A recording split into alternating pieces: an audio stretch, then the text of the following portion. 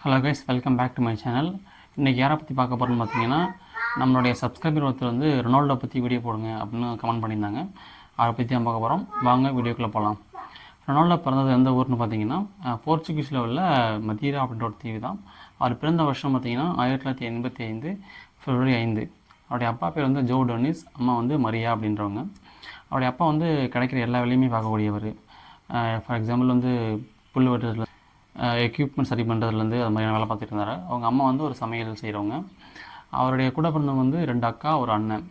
ரொனால்டோவுக்கு வந்து சின்ன வயசுலேருந்தே ஃபுட்பால் விளாடணும் அப்படின்றது மிகப்பெரிய ஒரு கனவு.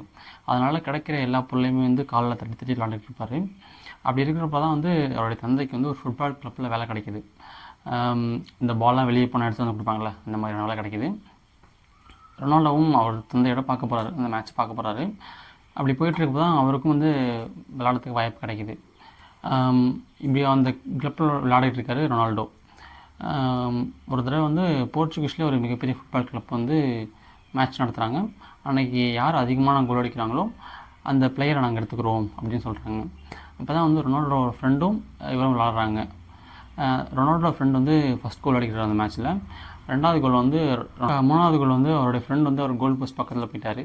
ஆனால் ரொனால்டோக்கு பாஸ் பண்ணி ரொனால்டோ அடிக்க வச்சார். மேட்ச் முடிஞ்சதுக்கப்புறம் கேட்குறாரு, ஏன் நீ கோல் அடிச்சிருக்கலாமே அப்படின்னு கேட்குறாரு. அதுக்கு அவர் சொல்கிறாரு, என்னோட நீ தான் மிகப்பெரிய ஃபுட்பால் ஆடுவேன் அப்படின்னு எனக்கு நம்பிக்கை இருக்குது, அதனால நான் உனக்கு பாஸ் பண்ணேன் அப்படின்னு சொல்கிறாரு. இது மாதிரி அவருடைய வாழ்க்கையில் நல்லா போயிட்டு இருந்துச்சு.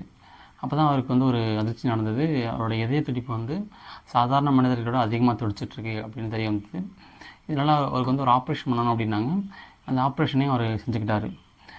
அதன் பிறகு வந்து மான்செஸ்டர் யுனைடெட் டீமுக்கும் ஸ்போர்ட்டிங் கிளப்புக்கும் ஒரு மேட்ச் நடக்குது. அதில் வந்து பயங்கரமாக பர்ஃபார்ம் பண்ணுறாரு ரொனால்டோ.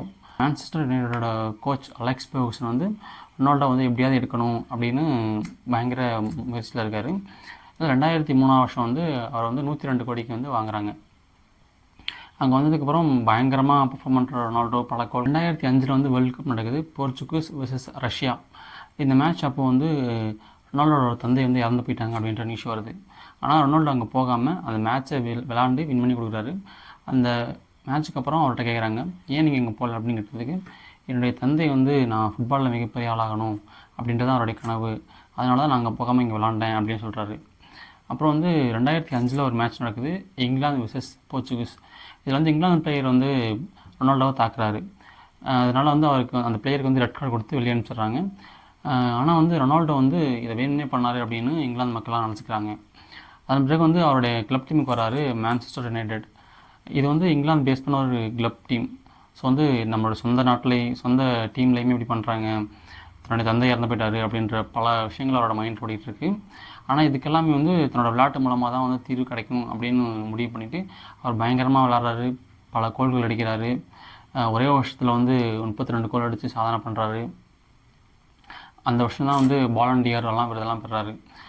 இது மாதிரி 2003 2009 வரைக்குமே மான்செஸ்டர் யுனைடெட் அணிக்காக விளாட்றாரு. அதுக்கப்புறம் வந்து 2009 2018 வருஷம் வரைக்கும் 742 கோடிக்கு வாங்குறாங்க ரியல் மேட்ரிட். அங்கேயுமே வந்து பயங்கரமாக பர்ஃபார்ம் பண்ணி பல கோல்ஸ் அண்ட் கோப்பைகள்லாம் வாங்குறாரு. அங்கே இருக்கிறப்ப தான் 5 முறை பாலன் டிஆர் அப்படின்ற அவார்டை வாங்குறாரு. ஃபுட்பால்லே வந்து மிகப்பெரிய ஒரு விருதுனா அதை தான் சொல்லுவாங்க, பாலன் டிஆர்.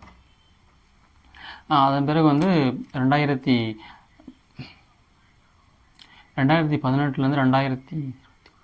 2021 வரைக்கும் ஜவன்டீஸ் அப்படின்ற ஒரு கிளப்புக்குள்ளாராரு.